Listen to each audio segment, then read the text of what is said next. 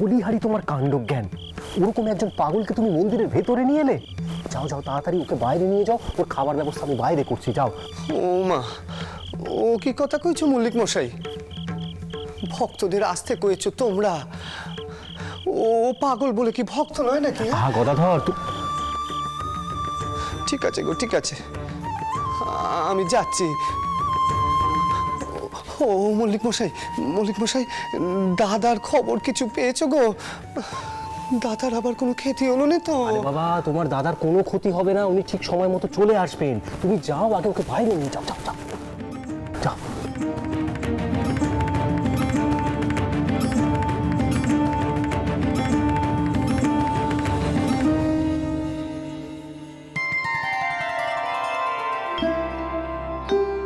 কি গো, তোমার কোনো কষ্ট হচ্ছে না তো?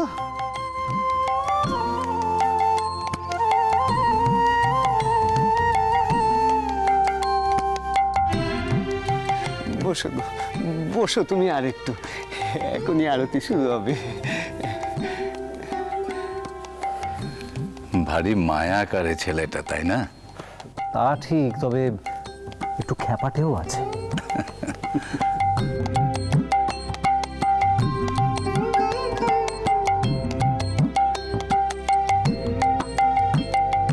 মা,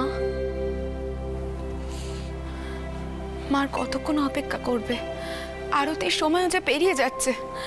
তুমি যে কি করতে চাইছো আমি কিছু বুঝতে পারছি না বাবু। তাছাড়া রামকুমার মশাই তো এতক্ষণে ফিরলেন না। মা, আমার কিন্তু মনে হচ্ছে যে ওই শিবানন্দ ব্রহ্মচারী মশাইয়ের কথা শুনে রামকুমার মশাই হয়তো মন্দির ছেড়ে চলে গেছেন। না না পদ্ম, এই তুমি কি করছো? রামকুমারটা অমন মানুষই না, উনি কেন মন্দির ছেড়ে যেতে যাবে? আমার মনে হচ্ছে জানো তো, ওনার কোনো বিপদ আপদ হয়েছে। আর মথুরা তো এখনো। মা, রামকুমার বাবু আসছেন।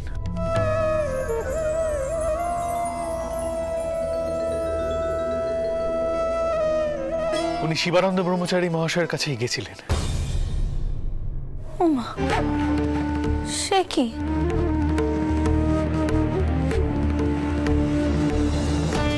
ক্ষমা করবেন রানীমা, আমার আসতে একটু দেরি হলো।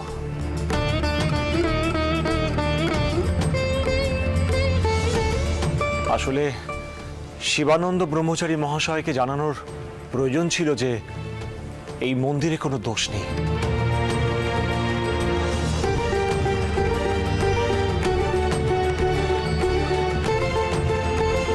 এই মায়ের ধাম, মায়ের ধামে কোনো দোষ থাকতেই পারে না।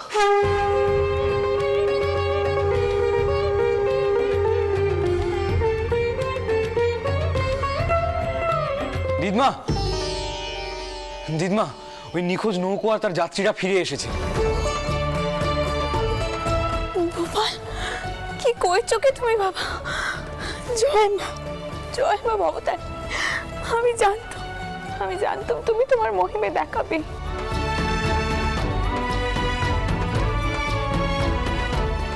আচ্ছা, এই কথা কি সকলে জানে? জানবেন মা, জানবেন। রামকুমার বাবুর দৌলতে সকলেই জেনেছেন।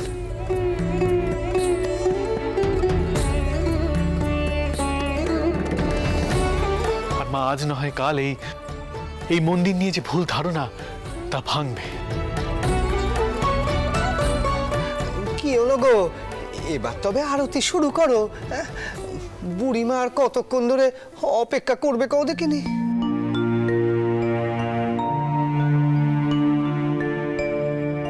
রানীমা,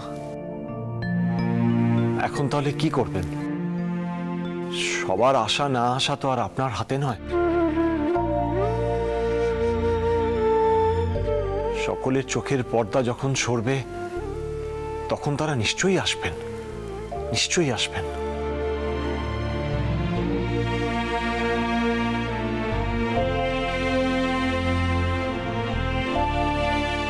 আরে আসবে রে, আসবে, সবাই আসবে। আরতি শুরু করতে তুই।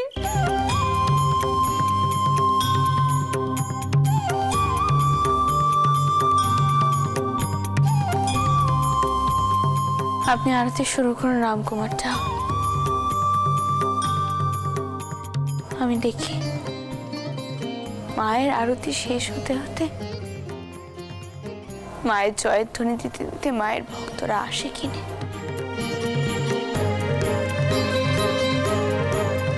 আজ্ঞে রানীমা।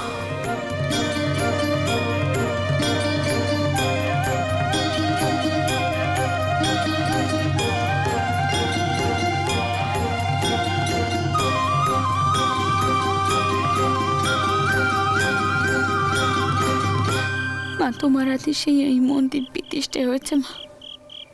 তোমার আদেশেই দ্বারোদ্ঘাটন হয়েছে, তোমার আদেশেই মূর্তিও প্রতিষ্ঠা হয়েছে। আজ এই আরতির সময় যেন তোমার আদেশেই ভক্ত সমাগম হয় মা, ভক্ত সমাগম হয়। আরতির সবকিছু জোগাড় করে রেখেছেন তো?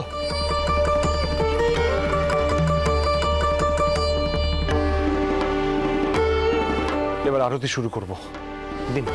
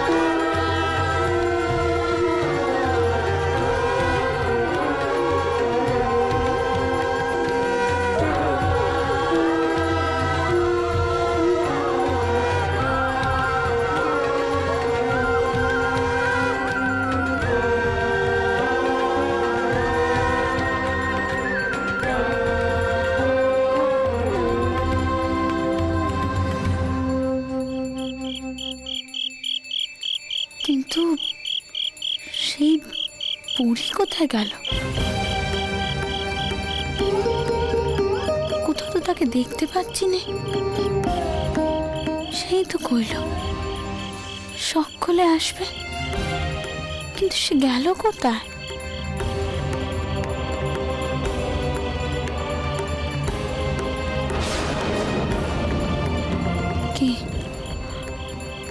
কে ছিল তবে ওই পাগলির বেশে?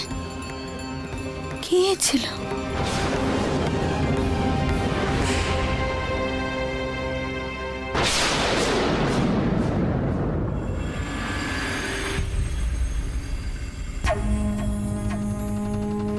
দাদু, শুনলাম নিখোঁজ হয়ে যাওয়া তীর্থযাত্রীরা নাকি আবার ফিরে এসেছে।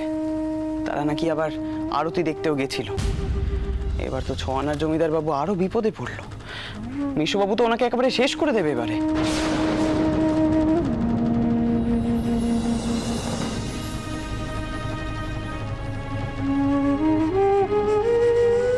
বাবা মহেন্দ্র, বিপদের সময় অন্যের কথা ভাবাটা মূর্খামি, এটা বোঝো তো? 6 আনা জমিদারের সঙ্গে আমাদের এখন কোনো সম্পর্ক রাখা বিপজ্জনক। কেন যে তুমি আমার সাথে বাড়ুজ্যদের বাড়ি থেকে পালাতে পারলে না জানি না বাবা। যাই হোক, মথুরকে তুমি বলবে যে তুমি বুঝতেই পারোনি যে 6 আনার জমিদার এত বড় শয়তান। তুমি তার সঙ্গে ভবিষ্যতে আর কোনো কারবার করবে না। হ্যাঁ, কিন্তু বাবা আমাদের তো কারবারের জন্য মূলধন জোগাড় করতে হবে। তো তুমি তোমার তিম্মাকে বলো তার জন্য কিছু টাকা কড়ি দিতে হবে, বুঝলে? আর এই কথাটা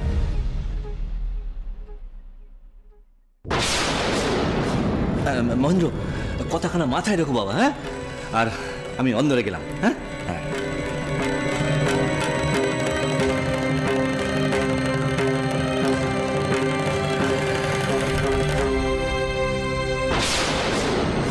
সব বক্ষণ খুড়ো দাদুর সাথে এত কি আলোচনা করেন আপনি? সে কৈফিয়ত কি এখন আমায় তোমাকে দিতে হবে কমলা? তুমি জানো না, মেয়ে মানুষের এত প্রশ্ন করা মানায় না সব বিষয়।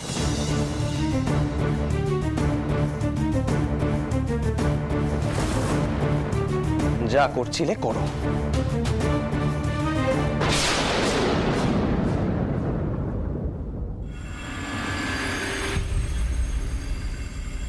না বউঠান, মহেন দাদা যতই বারবার আপনার সঙ্গে রূঢ় ব্যবহার করুক, আপনি তাকে প্রশ্ন করা থামিয়ে দেবেন না। নজর রাখুন, যে কেউ মহেন দাদাকে ভুল পথে চালনা করতে পারে। আপনি দয়া করে সেটা হতে দেবেন না বউঠান। যতই খারাপ ব্যবহার আসুক, মহেন দাদাকে আপনি কিছুতেই ভুল পথে যেতে দেবেন না। কেন ঠাকুরপো, কিছু কি হয়েছে?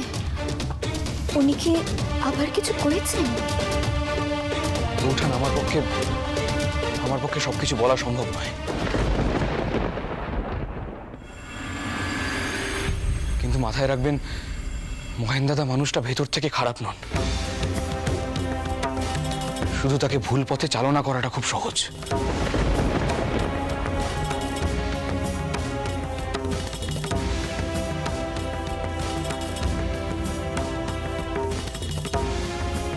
কে কাকে ভুল পথে চালনা করলো ভূপাল?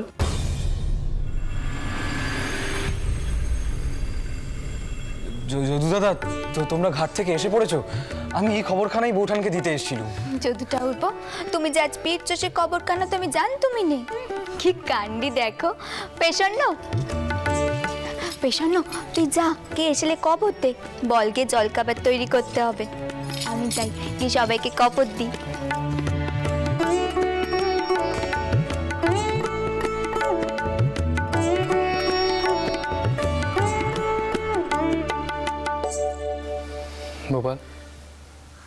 গোপাল, হ্যাঁ, মহেন দাদাকে নিয়ে কোনো সমস্যা হয়েছে নাকি রে? একই তো দ্বারিকা আমায় আস্তে আস্তে বলছিল এদিকে নাকি মন্দিরে বিশাল তোড়পাড় হয়ে গেছে, দিদমা নাকি খুব ক্ষতি করার চেষ্টা করা হয়েছিল। গোপাল, তুমি সত্যি করে বল তো, মহেন দাদা এসবের মধ্যে কোনোভাবে? আচ্ছা আচ্ছা যদু দাদা, এসেই এত প্রশ্ন করলে চলে? এই তো সবে এলে, ঘরে যাও, হাত মুখ ধো, একটু খাওয়া দাওয়া করো, তারপর মন্দিরে চলো, দেখবে কেমন প্রতিষ্ঠা হয়েছে। দ্বারিকা, যদু দাদাকে ঘরে নিয়ে যা। একদম ঠিক বলেছো দাদা। যদু দাদা, আগে ভেতরে চলো তো দেখি। কতখানি পথ এলে দাদা, যদু দাদার মালপত্র নিয়ে লোক এলে ভেতরে পাঠিয়ে দিও, কেমন? আরে চলো যদু দাদা, চলো চলো চলো চলো।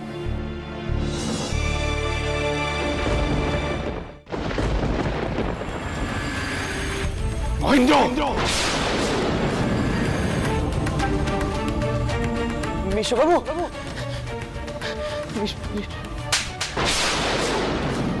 আমি জানতাম তুমি একখানা ষড়যন্ত্র করছিলে, কিন্তু এই ষড়যন্ত্র যে এই আকারে আমি বুঝিনি। আপাতত আমি এই বিষয় নিয়ে কারোর সাথে কথা বলবো না, কেউ কিছু জানতে পারবে না, কিন্তু আমার নজর তোমার উপর থাকবে মহেন্দ্র। শুনছেন? কইছিলাম শুনুন নে, দিদি শুধোচ্ছিল আপনি জলখাবার কানে কে বেরোবেন তো।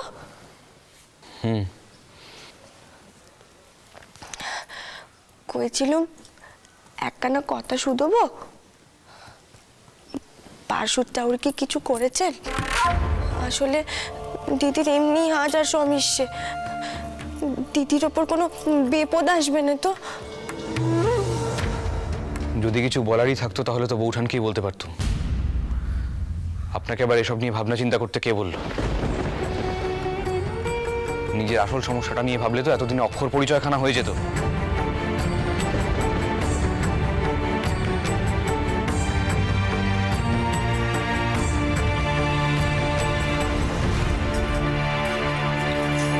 বিষণ্ণ?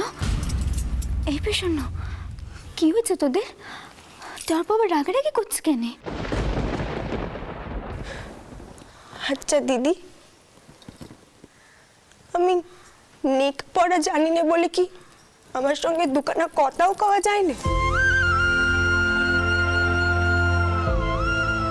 তোমরাই তো কও তোমাদের টাউপর মতন নাকি মানুষ হয়নি, কিন্তু তিনিও তো কোনো রকম আমায় মান দেননি। আমি লেখাপড়া শিখিনি বলে কি তেনার বে করা স্ত্রী নই?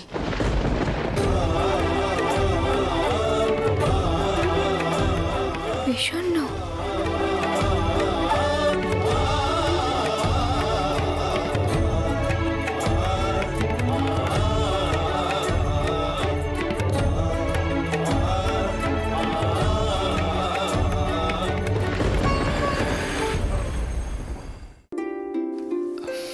দিদমা, আসবো?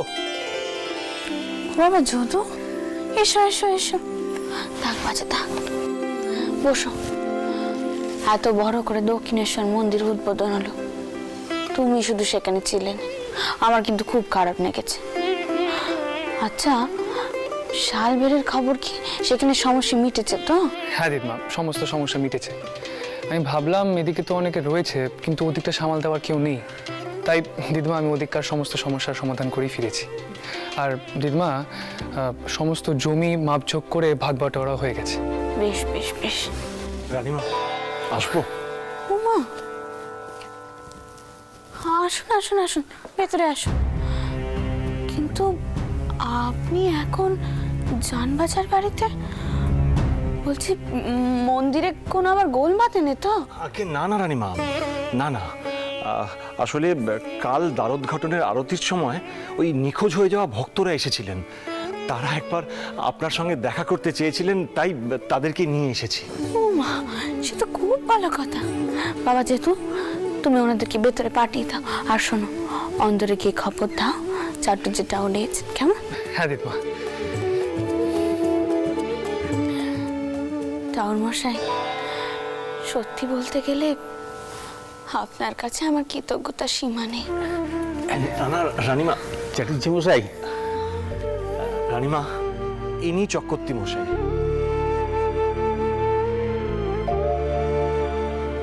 রানীমা, এদের নৌকোই নিখোঁজ হয়ে গেছিল। হঠাৎ এরা একখানা আলো দেখে ঘন কুয়াশার মধ্যে, তারপর এদের আর কিছু মনে নেই।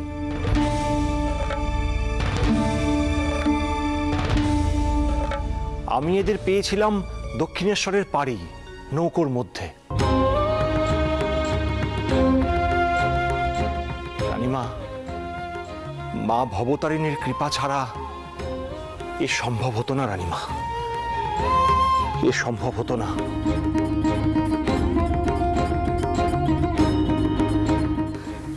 তিনি উদ্ধার করেছেন আপনার মান সম্মান এদের সকলকে। আপনার ভক্তির জোরের সামনে সবকিছু মিথ্যে হয়ে গেছে রানীমা, সবকিছু মিথ্যে হয়ে গেছে।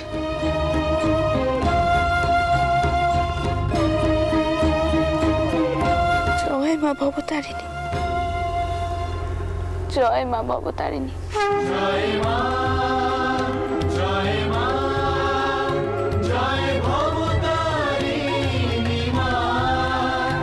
মাগো, মন্দির নিয়ে যে সকলের মনের মধ্যেকার ভয় কেটেছে, এই তো অনেক মা, এই তো অনেক। তুমি কি পে করেছো? কি পে করেছো?